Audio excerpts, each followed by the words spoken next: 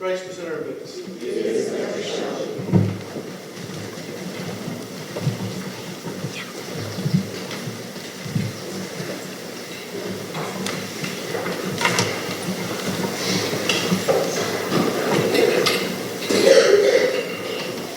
Let your light so shine before men.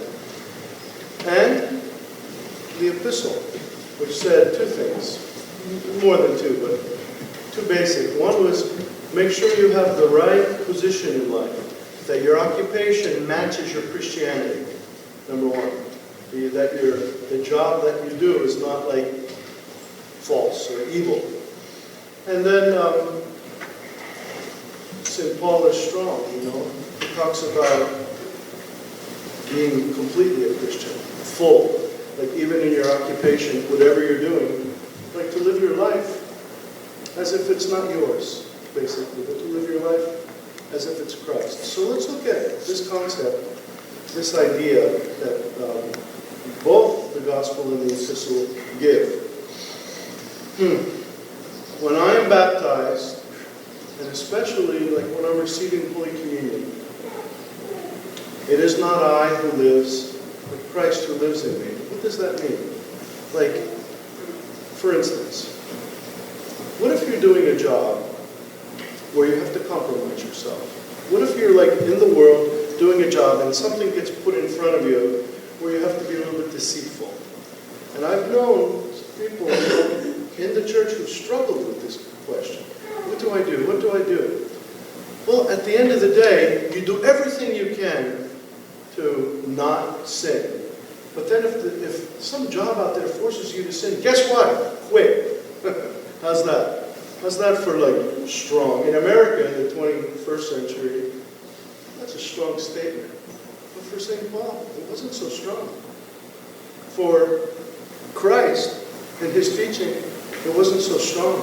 He said, live your Christianity to the fullest until everything is accomplished.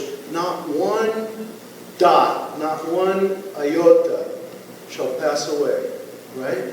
Everything needs to be taught and lived and expressed fully. Fully. So that includes your job. And then it says, how about the other strong teaching of St. Paul, where he says, well, so you run into people, you teach them once, you teach them twice, and then forget about it. What? Yes, forget about it. They're not in your life anymore. At least not on the level, you see, of the brethren. They're not in your life anymore in terms of, you're not going to be fighting with them. And you're not going to be disputing over like small matters. You hear what he said? Like, avoid like foolish disputes and genealogies and all the things that we fight about in the world. How many times do people fight and like get in trouble with each other? Not about anything essential. Not about anything real. What about nonsense? Nonsense. Like feelings or, whatever. Job-related things. None of it's worth losing your peace even 1 second over, much less losing your salvation over, losing your soul, your life over. Okay? So, you meet people, and you meet them all the time. And your job, like it says in the Gospel, my job, your job, especially not just my job, your job, people of God, not just the priest, right, is to let your light so shine before others, right? So that they may see the glory of God through you, through your good works. They may see how you are living, here's that word again, fully. Fully. And then they may give glory to our Father in heaven. If they're seeing us, like if they're seeing just who, like our personalities, if they're seeing more our personalities, another word for that would be egos. If they're just seeing like our tendencies, which still haven't been stripped off, right? Then guess who they're not seeing? They're not seeing the Lord Jesus Christ through you. So you have some significant work to do, like even, especially maybe, in the job that you do in the world. Why? Or you go to school, or you're like have to be out there. Because you try to tell them once, you try to tell them twice, And then St. Paul says, dismiss them. But what if I have to work with them for like days and years at a time? Look, you never stop being a full Christian person. By the way, that means even talking about Christ. That means saying, you know, forgive me, I'm running into this situation, but I'm thinking about this particular lesson from the gospel that I just heard. And it applies here. Can I share it with you? Why not? My gosh, Christians are so afraid, for some reason, to be Christians and to talk about their Christianity. Every other crazy teaching out there is telling us everything that they believe. Everything that we should be thinking. Everything that we should be changing into and doing. And what about us? We have a very important message. The message of life, the most important message. We don't have time to frivol that away on all these other topics. We have to tell them something, you know? Let me tell you a little bit about Christ. Have you tried that with everyone that you know, that you've met? How about in your families even? How about like the ones that you see like for 4th of July or whatever, Thanksgiving? Do you say, you know, I'm really feeling strongly today about being a full Christian. Help me with that. What shall we talk about? Let's not talk about the sports game or the weather or your job or, you know, God knows what, politics. Let's talk about the gospel. Let's talk about Christ. Wow, what a change. What a refreshing breath of life to finally be living fully. Will some people run away from you and say, well, I never want to talk to that kook again? Yes, I promise you. It's when you stop worrying about that that you become what the gospel teaches, you know, letting your light so shine before men that they may see your glory and the glory of the Father shining through you. They'll see your good works. Now here's the thing. Even the ones, maybe even especially the ones who run away from you, they're seeing you. They see the gospel and the light of Christ in you, and they can't handle it. Either they can't handle it, or something's like, you know, everybody's got a story. Everybody's got a history of some kind. And when that light that's coming out of you, my dear Christian people, let it come out of you, because it's shining literally on the dark places in the souls of the people you're running into all the time. That's evangelism. If you're living fully, if you're living the Christian life fully. Sometimes you have to say a word or two, and that's okay to say a word, but to never, ever, ever compromise the teaching of Christ. And if that means I can no longer do this job, or if I can no longer do this, and you know, people will admire that. They'll say, well, why are you quitting? Why did this happen? Why did you stop coming to our meetings? Why did you? It's because it was not blessed by Christ. I couldn't speak with a full voice, the voice of Christ, because some other agenda or some other attack, something making me compromise with that. You know, if we don't live that way, we're going to fail. How do I say that differently? We're going to, like, dwindle. That's it. We're going to diminish in our strength.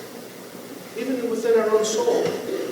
The more you give, you know, the more you give in to all the onslaughts, all the craziness of the world, the more you become a different person. You will be not the person that you were the day you went into that baptismal font.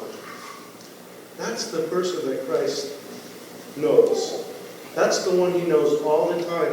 And if you become someone else, he'll say, unfortunately, it even says this in the gospel. I'm sorry, but I don't know you. Can you imagine if he says to us, I'm sorry, I don't know you anymore? The worst thing that you have. Okay? So just brush off, dust off all the little inclinations that you've been tempted to take on, all the little accretions, you know, that attach themselves to our soul, and become, once again, the person that God established you to be in the first place.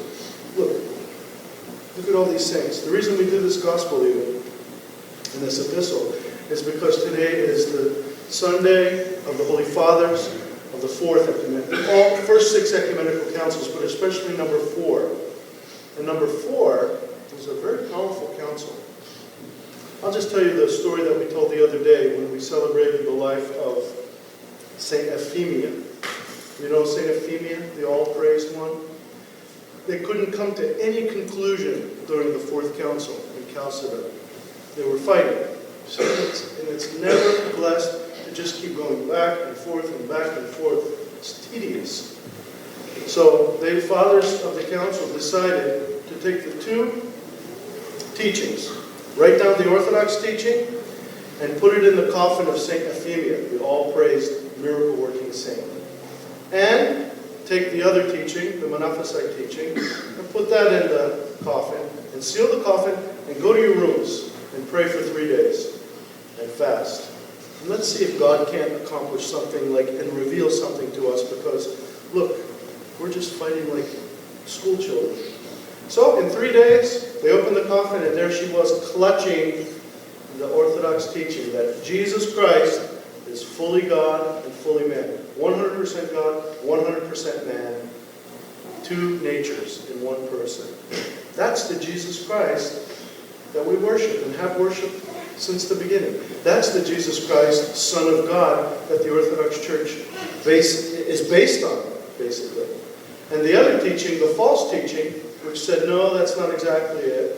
I'm not even going to tell you what the false teaching was, because I don't want to confuse you. I don't want you even to think about that stuff. That's like a research project if you're interested. That teaching was below her feet. It was laying in the coffin below her feet. She was clutching. So, we call this service that we're doing the Divine Liturgy. We call this church the Holy Orthodox Church. I'm holding in my hand the Holy Gospels. You get it? Nothing that we do is of man alone. Something that came out of our imagination, something that came out of, some idea or some conversation. It comes literally out of heaven. It's either divine or holy or saintly. It's very special. So nothing is wasted, okay? Especially like a teaching like that. And what those fathers did in that council, let's say through their prayer and their fasting, they so let their light shine before men. We're still celebrating that unbelievable formula that they came up. They put the 2 most extreme ones in a room. And they said, come up with a formula. And they came up with that the 2 natures of Christ, divine and human, they come together without confusion, without separation, like a formula that no human mind could even comprehend. It's this, yes, it's this, and it's that at the same time. That's how God and man come together in Christ. It's this, and it's this, and it's this, and it's this. And how do we understand it? We don't. We don't. It's a deep mystery of the church. But the more you allow that mystery to sink into your heart, how about this? The more your light will shine before men, because you're not trying to explain everything with fallen human concepts. Even as exalted as some of the theology and philosophy of the church is, it falls short of what we consider the embracing of the deep mystery. The more I do that, how do I do that? Through my prayer, through my connection with Christ, through my quiet practice of holiness. I have to try to practice being holy. And then I'll come out the door, hopefully, and my light will be shining. Your light will be shining, right? Not even because you understand anything that you're saying, but your heart will be illumined. And you will understand through that illumination what Christ is teaching to you and through you. Okay? Don't be embarrassed, or don't be, what's the word? Don't be unconvinced that can even happen. That's normal. That's our normal course of life. Okay? And that's why the saints say we move from where we are now to the next glory. And it's moving from glory to glory to glory. Don't waste even a minute moving from glory to glory. How does a saint, well, like now we're doing camp. You know what the name of our camp is here? In Post St. Mary of Egypt camp. How does someone move from rolling around in filth, like with as many men as she could have, to walking on water, and, traversing great distances in like a short time? How? How does a person get miraculous? How do they get holy? How do they get like divine? From this deep of a sinner to this exalted of a saint. How? You will answer that question in your life if you practice this gospel, if you practice the gospel in general, and believe that it's possible, and love the fact that Christ loves you enough to give you the capability of doing that. And love Him just for who He is. And He'll give you every blessing, every grace, every possibility, so that you can have a church here of light shining out. I can't go to all the places you go, and you can't go to all the places that each other goes, and the people that you see, you have a unique ministry. You're the only one who can shine that light in that sphere that you have. So do it. No matter what. Don't care what job it is. Don't care where school it is, whatever. A Christian person finally has to open their mouth, finally has to open their heart and shine this light on this dark and dreary world. Okay? So now you're commissioned. Go and give your light to the whole universe. Please, before it's too late for that one soul that's waiting for you. That one soul that you can pluck out of the darkness and place in the light. That's your job. It's a glorious job. Amen. Let us